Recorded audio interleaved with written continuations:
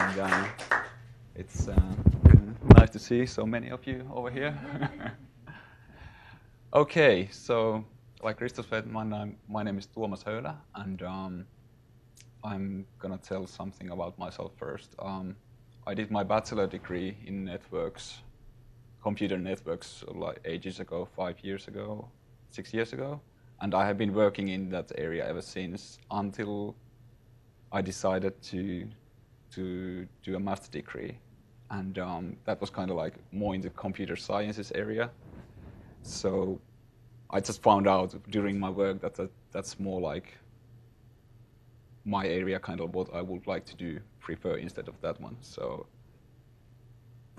and I'm kind of like finishing my studies over there back in Finland, but I still have this one thing to do, master thesis, and there's some other courses like. But besides that, it should be pretty much over after that. And okay, so this, like Krista said, this one is about how to distribute. Basically, the idea is most of you probably actually know this problem better than myself because I'm not too familiar with the academic world. But what happens over here quite often is that researchers kind of like compete between each others of funding, infrastructure, promotions, people. Well, that's pretty much actually what happens in every organization. There's like competition going on, ongoing thing. And this research is about funding, to be more specific. And for example, of course, depending from where we are and which organization, but there's like some cases that we give 100% of the money for 10% of the people within the research organization. And the research question would be, when we are funding an organization, what is the optimal way to distribute the money between researchers to get the maximal scientific output from the organization, okay? And this was the kind of first problem that I encountered. How do we measure, like, the thing, like, what do we produce over here? Of course, we, like, what do you guys produce over here? Well, papers. You go to, like, conferences. There might be some patents or, like, even companies. Some of you, like if you have a good idea and you will start a company or stuff like that. But in this way, there's I found one. There's like actually 7 ways to measure this scientific output. Most of them, they are like about journals and citations. But in this particular simulation, we are going to use number of papers which the organization produces over the years, and how many times they are cited. So we got the quantity and the quality in that sense. And the simulation itself, there's population, which is the research organization pretty much in this case, and there's a funding organization, which is there's well, okay. This is the big picture of what happens over here. So funder provides grants pretty much, and people, you guys over here, you guys apply, and then within the research organization, we distribute the money, and we do the research, even though like sometimes we do the research even though we don't have any money at all. And that's, by research, there will be scientific output, and the funding providers, they will evaluate what happens over there, and then this is kind of like ongoing process, okay? And these colors over here, they just represent what the like funder over there, it's green, research is organization, it's blue, etc. And there's also, researchers also can apply for grants straight. without like going through the organization. And also what's going on over here inside the organization. There's promotions. Like some people, if they do good work, they get promoted in the organization, and they will be professors eventually. And some people will leave. So let's start with grants. As far as I know, there's 3 ways for a researcher to get funded.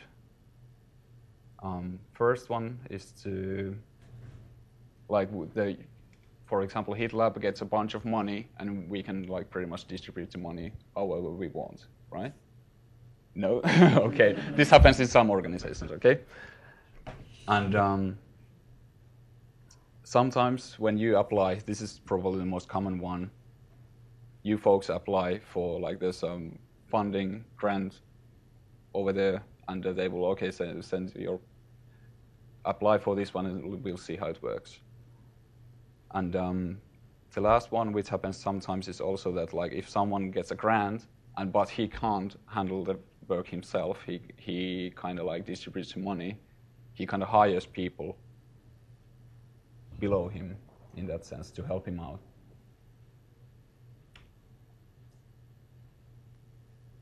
And these funders, they have over the time, it depends really much like how they distribute the money, but there's sometimes it's the focus changes what the government, for example, what they are willing to fund, which area. Like sometimes it can be like augmented reality, sometimes it can be medicine or whatever. It depends from their focus right now. And in this simulation, I try also to predict how that works. So there's a few areas, and the organization tries to move in that direction. If you, for example, over here, if we see that, okay, medicine is going to be the next big thing, so we try to move our research into that direction.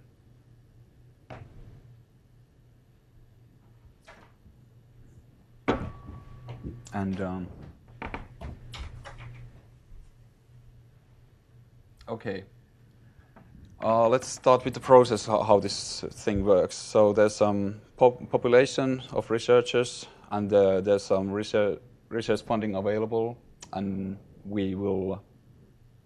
he or she will make the call whether they are going to apply for it or not. And we will, what happens next, we will write a proposal, and we will see what happens pretty much after that. There's, in this particular simulation, funding is given for the users or the organization by defined parameters. And yeah, over here, what happens that some of these who applied for the funding, they will receive the funding, and some people not. So they will get eventually frustrated over the time, of course. And then what happens in this particular simulation, that they will drop out. So now, when we actually have the funding, we can start doing our research, which is, well, eventually, actually, it just kind of like boosts our way to do even more research. And the output will be papers, okay?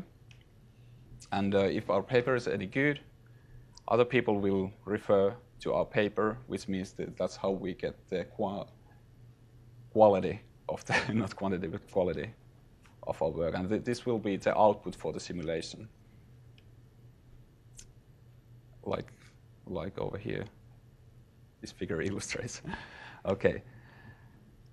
Okay, and this one, I'm not sure about this part yet, but sometimes we find ourselves in the situation that like we have like already too much things on a plate, and still we need to apply, of course, for even more fundings, which happens so that we kind of hire or distribute the work of ours to colleagues, or we even hire new people from the outside, which happens every once in a while. And here's the promotion process. When we gain enough reputation, hire new researchers, spend enough time in academia, we can show that actually we are worth to like move higher in the organization, and there will be like other levels, like first is master students and PhDs, postdocs, and there will be professors and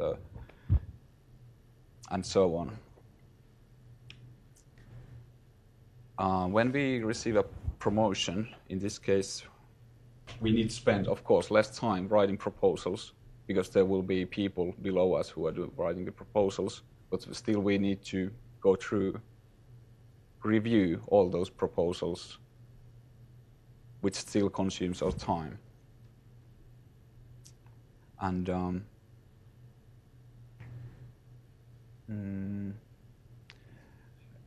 yeah. And when we get to the certain point, we start also teaching, which means that we have less time for research. So, in a nutshell, like talented people who are talented, they will produce. They are more likely to produce scientific outputs, but they have less time because of the within organization. So, what happens during the time is that when researchers who are not that skilled or that suitable for the situation, they will eventually quit, and what's left, hopefully, is that we have a better bunch of researchers in our organization. And this is about the simulation itself. Right now, what happens, I will show it like after these slides, but what happens over here is that, well, actually, this might be a good spot to show the simulation itself and explain. Timo, how can I get this one to the main screen? Yeah, that's good. Yeah. Oh yeah. Oh, here we go. Let's take this controller. Okay, so this is what I got so far. I just created this kind of dashboard to illustrate how we can change the values, how to distribute the money between researchers. So, for example, if we just like, let's say we create funding over here. Don't mind about the figures; they're just examples. We create a funding, and let's say that we just ignore the whole review process. Like everybody just like, since that no one writes any proposals, we just pretty much give the funds randomly between researchers, and we can see. This is over here. This is the how many times the simulation runs, and we can create some mean value from these ones. Okay, and let's say that we want to give the same thing. We want to do the same thing between researchers, which are only this is the population of the researchers, which means that these ones over here, this represents the 100%, and the last best 10% means that we give the money, 100% of the money for the 10% of the best. Okay, are you following me? More or less. Okay. So this value means that right now we distribute 100% of the money that we have for 10%. Okay. So in this, if we do it like this, we give 90% for the best ones, and the 10% for the second best ones. Okay. And we can do the same thing over again, and we just kind of like can compare these values, which like the scientific output comes over here. And well, we can, let's say that we want to give equally 10% for everybody which means that we ignore the reading and writing process still. And what happens over there? We can.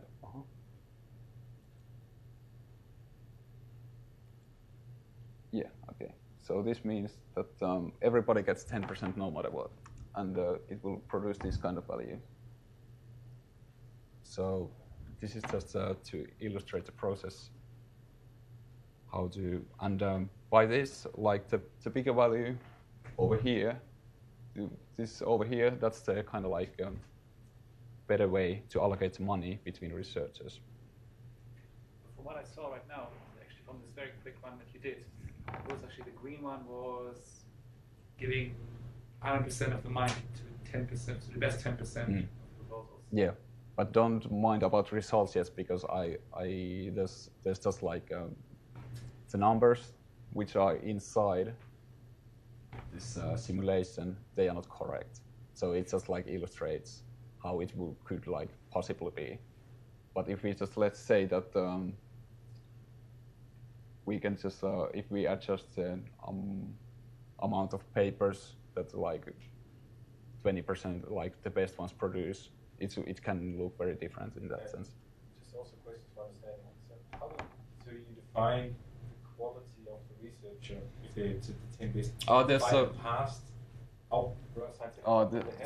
okay. So there's actually some value.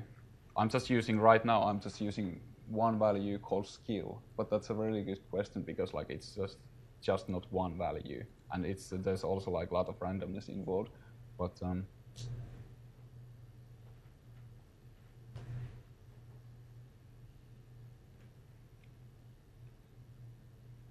like the population is created. The starting point is this one over here, and when the simulation runs over, it should produce like the population skill of the population would be that, and this is how are the distributed, how the population, how the researchers are distributed in the organization. And over here are the better ones, and here are the worse ones. Okay, so you don't make any assumptions how the skill is measured. You just say like, well, we just take 10% of it. Yeah, exactly. But this graph looks wrong because right now what you think is actually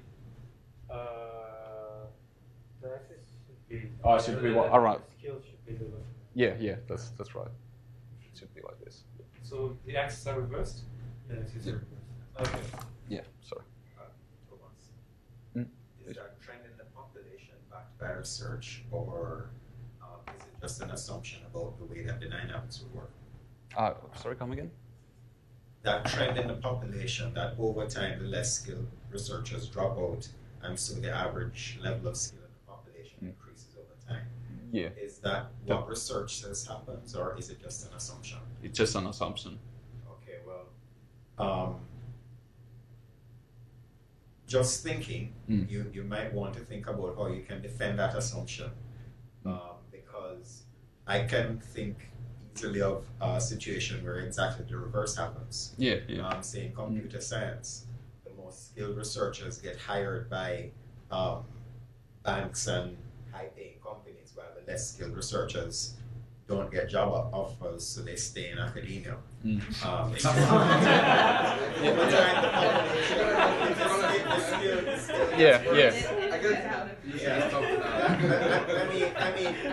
we all know that there are hygiene factors that tend to keep certain types of people in academia. Yeah. While others tend to go to other. Yeah, You have to be able to defend that assumption. Otherwise, it's like over here at the skill in my simulation, it's more like think of an IQ of the population, of the human population. This kind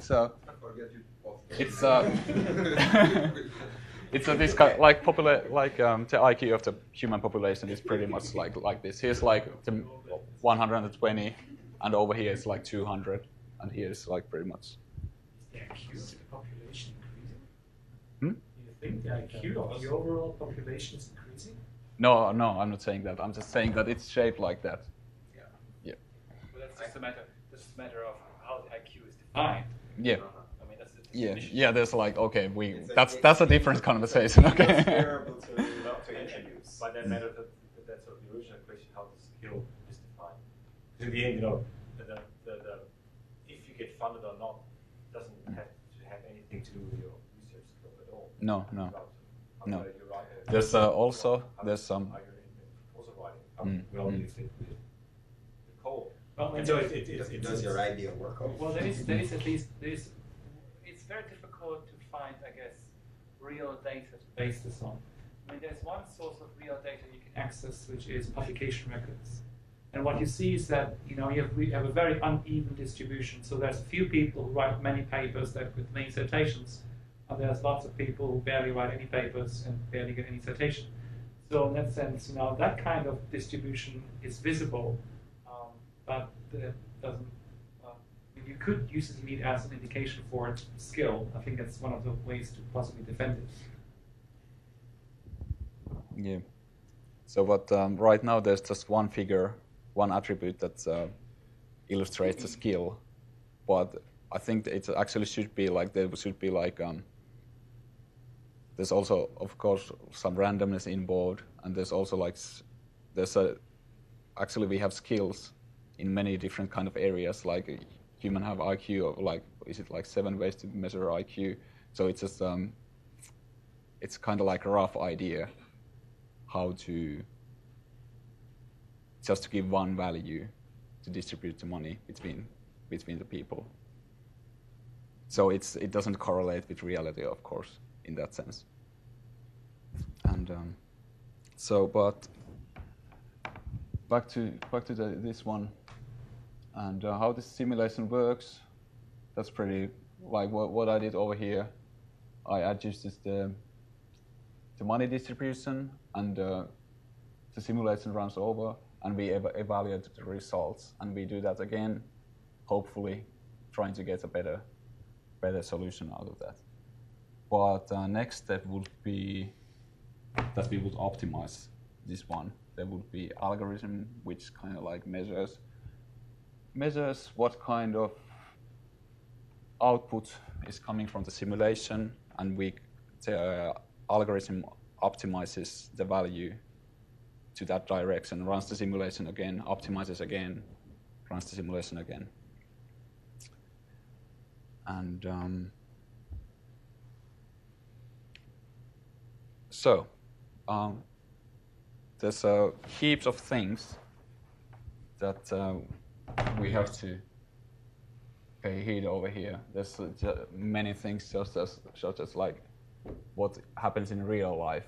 If someone like researcher, there's like age, it affects stress, social network, like who knows who, that affects to who gets promoted or not.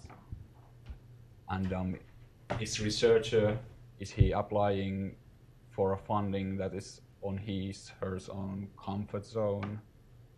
Is the organization limited? What kind of administrative cost is for the whole organization? Like if the organization gets bigger, there will be higher administrative costs, and how the papers are cited over the time, for example. And my assumption is there's some kind of half-life or something, like if a good paper gets published, in next year probably it will get cited quite a few times, but after that it just kind of like goes down. That's just my assumption. And so on. Thank you. And the size of the project. I mean, I can imagine, for example, if we need money for a project that's probably way lower than a physicist needs, I don't know, 100 million for a huge huge equipment and stuff like that. Yeah, it's probably way harder, of course, for them to get money than for many smaller projects. I guess. I mean, So that depends. Well, what we can do in the simulation, we can create what kind of fundings we want to, like big ones and small ones. More than just size, though, because it might be a lot easier for the physicist to get 100 million than for someone who wants to study medieval literature to get 100,000. My professor in Austria once said the problem we at least had it's easier for if you have like an how's it called exact science. It's easier for them to say, okay, this is. Yeah. I think this will be the outcome. Just need to prove it. And if you do quality work, then you do not know at the beginning what's coming out, so you just hope for the best. You have a result, but you never. And just knowing in Europe, I guess it's a problem because you have to write a 1,500 pages proposal you want to do and send it to the European Union. They give you money, but if it's about quality, you cannot say, okay, this is what I want at the end. I just don't know it. So we just experiment, and then it's probably also hard. Yeah, it's a problem over here is just to make it how to make it scalable, like between all this, like because there's like so many different kind of research areas in that sense. There's also a trade-off between, let's say, I mean, of course you can add more and more things to the simulation. It's almost endless. But of course, the trouble is like a lot of these additions will require assumptions, and every assumption would have to be defended. So in that sense, actually, the overall quality of your model, gets more and more uncertain. The more complex it gets, the more assumption you build it upon. Yeah. Therefore, probably there's more failure points. Yeah. So probably, it might be a good idea to limit it to the absolute necessity, rather than trying to model everything there is. Yes. Exactly. And I guess what we will have to do is to actually start defining real research questions. So, for example, if we would, as we discussed last time, have some sort of linear distribution of money, in terms of, you can have curves, you can have any kind of thing, but if we could just keep it simple, just have a linear distribution, and just the slope of that, as you said, use that as for an optimization. So depending on the slope of the curve, we see what the output is, and then we can optimize it. So transferring that to some sort of like mathematical representation like that would be interesting. So then we have one value slope versus output. But for example, other interesting questions could be, and we all know that funding proposals, there's a certain amount of noise in the system.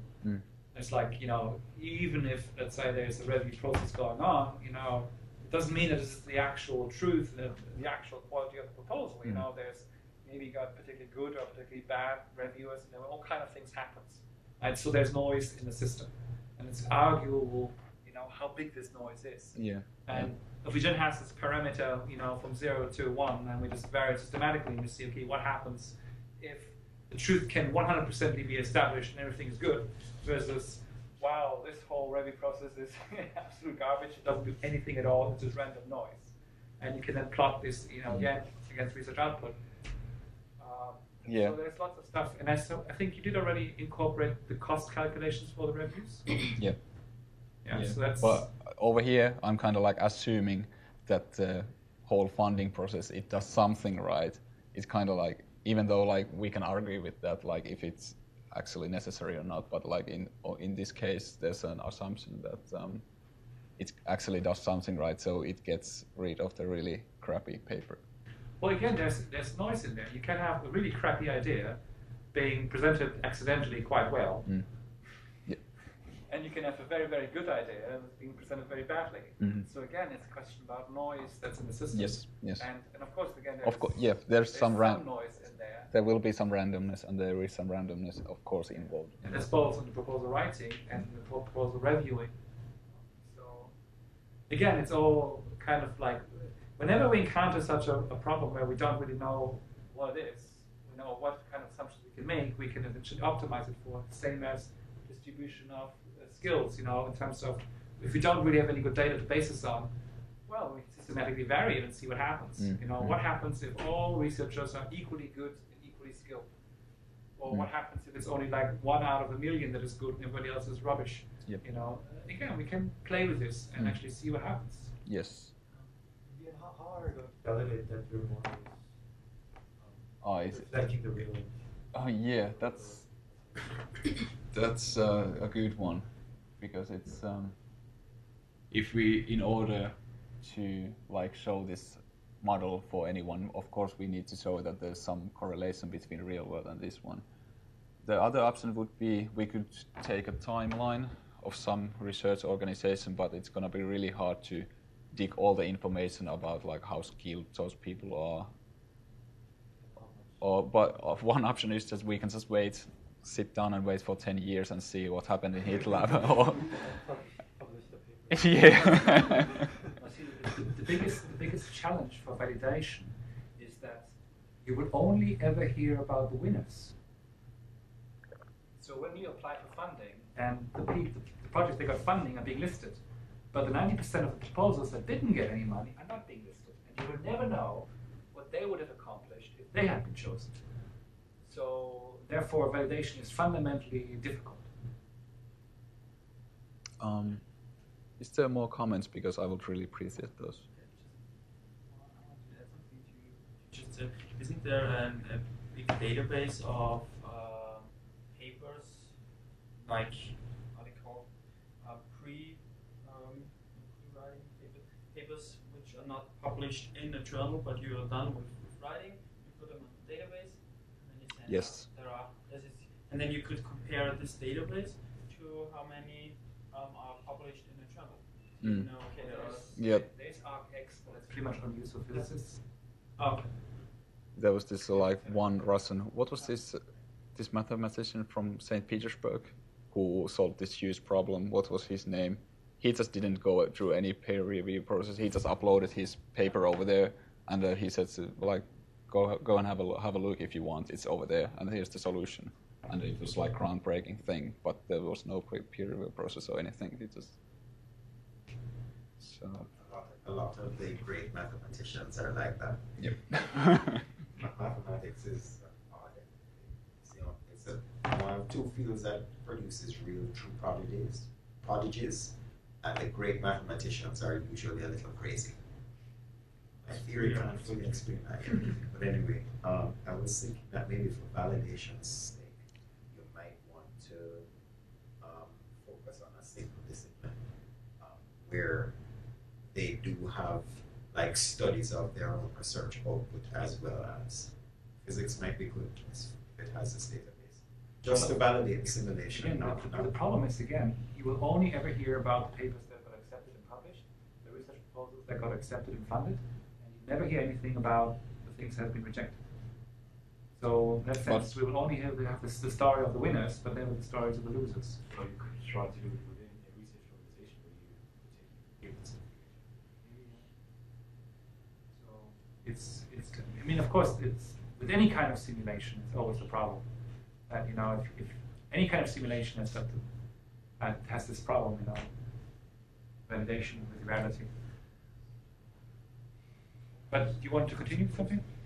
No, I just because I think like many people over here, you guys know this area better than I do, and there's also like I would appreciate comments, and also like if there's some ideas about how to write code or stuff like that, I would like appreciate. I was wondering when you draw the graph, was some kind of exponential development.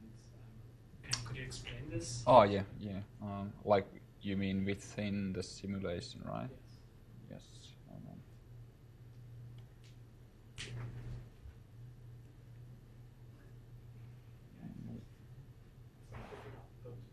Yeah.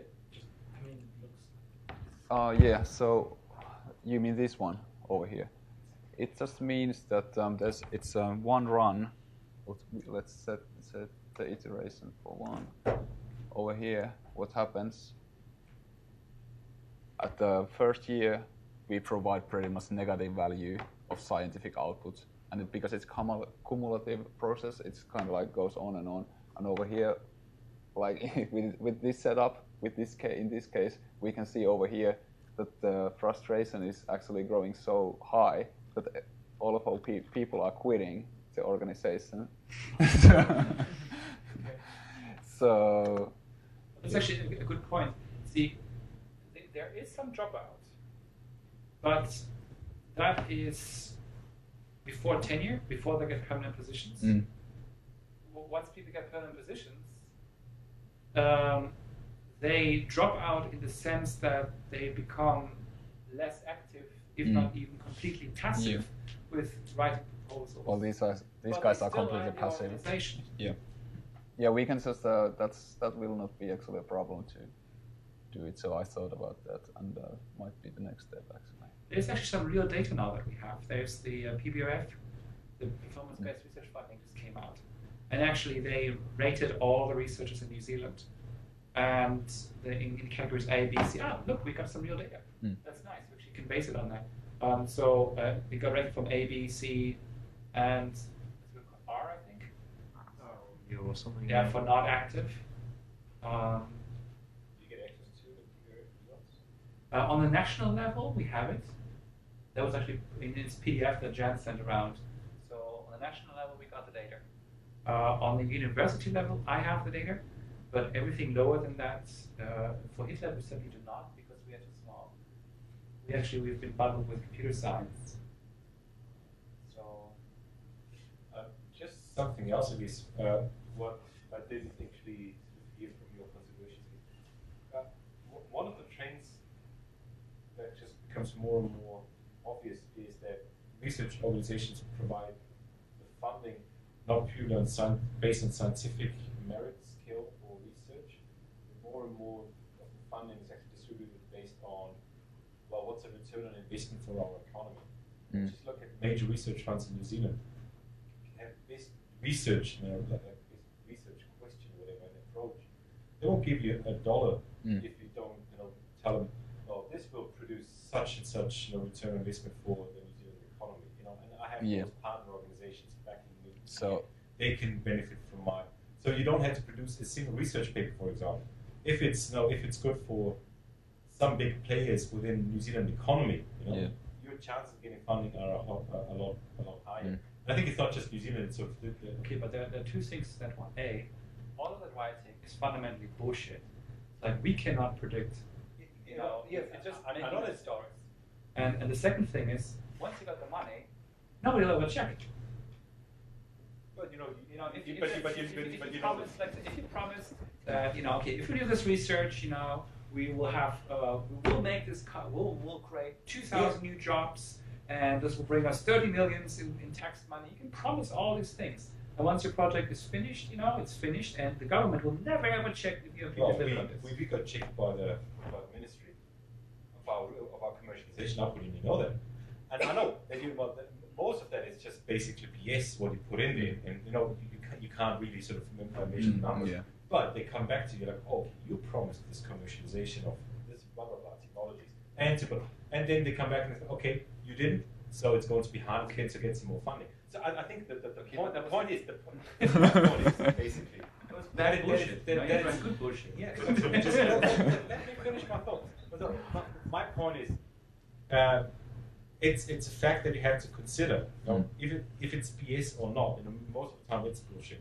But it's just something you have to consider, that the funding agency base their decision not just purely on your skill or whatever, but how well you can write the proposal, and how well you play the game of telling them what they want in terms of it's going to produce blah blah blah blah blah. Okay, but then essentially you've got two measurements for skill. One is called gamemanship, so essentially how good are you playing the game, and B, how good are you as a scientist, right? And of course, again, it increases the complexity.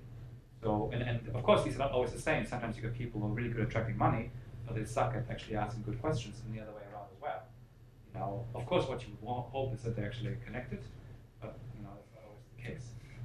But of course, it's highly political, the whole thing.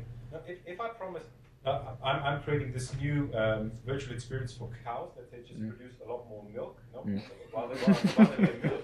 And I got some backing. I got some backing from Terra for that. I will get millions of dollars for that. And if they tell me afterwards the cows actually produce more milk, I'll get follow-up funding without having probably produced something of scientific merit or even a research paper. But I will get millions of dollars. And that's so what you're suggesting should put more cows into vision space. And For example, I don't know.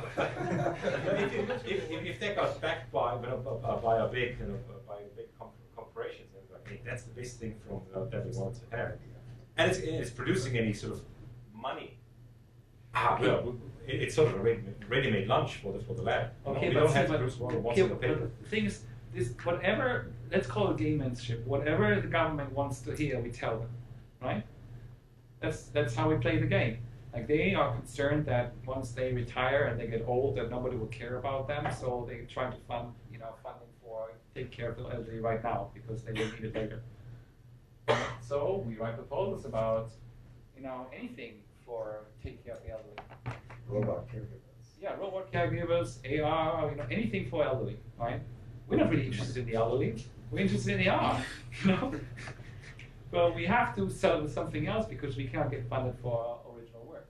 Yeah, but I think it's just one of the problems that they have to sort of somehow, and you could put it as noise or whatever, but it should be considered. That sort of the scientific merit is not the only, probably sometimes not even the major factor that influences basically if I'm successful with the fund. Well, we can just call that. It's politics. It's there's a limit of what you can do with simulations. Again, you can blow up this whole. Of course, the reality is almost indefinitely complex, and all of these factors are important. But I wouldn't know how to model politics. Yeah, let's try to keep it like on micro level instead of randomness.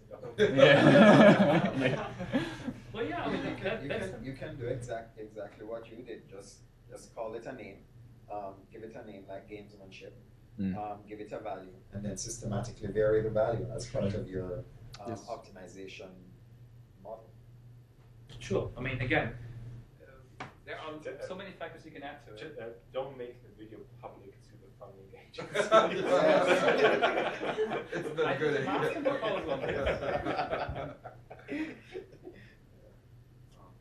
Yes, Daniel. I don't know if it's been documented, but I do remember reading, you know how they have, for most conferences, they have like a trend or like where the science is going, like something the editors write, and I vaguely remember reading something like that for Kai, saying that it was kind of like a note to everybody that's submitting that the trend is now not only our scientific merit important when you're writing a paper, but also societal contributions. So like papers that have, a contribution to the field, but then also how that contribution can be applied to society as a whole. We're more likely to get published in the conference in recent years. That might give you some data.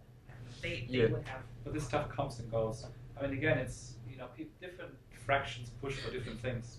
Sometimes it's like design contributions or societal impact or whatever. These kind of things fluff around in one direction or the other. So yeah, those might change. Yeah, of course, but like they don't change like.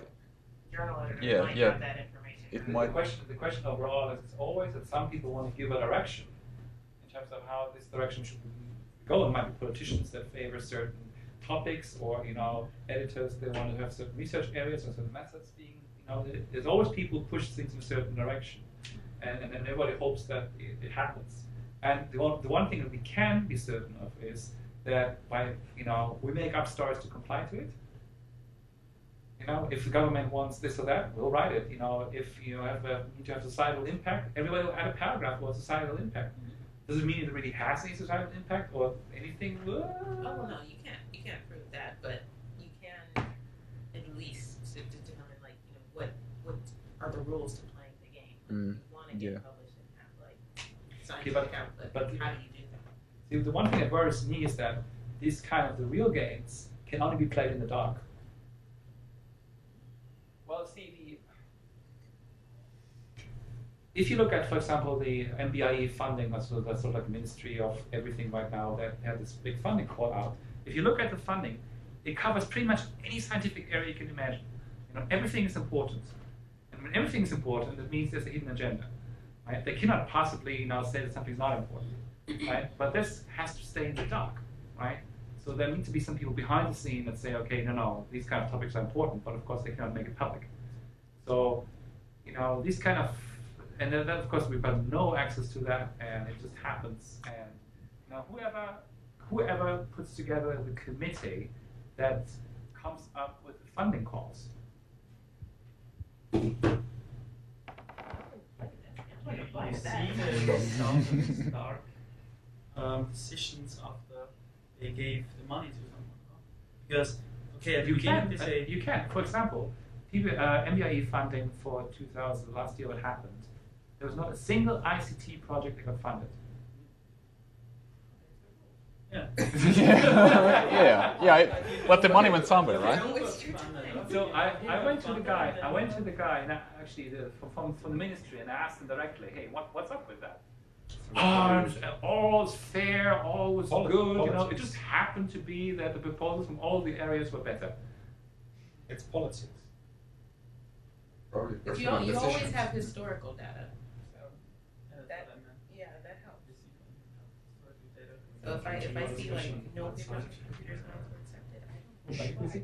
Yeah, I think there should be some kind of factor in the simulation which kind of like indicates which direction the science is going. So we're going to continue the discussion, but offline. So let's Yeah. speaker. Thank you.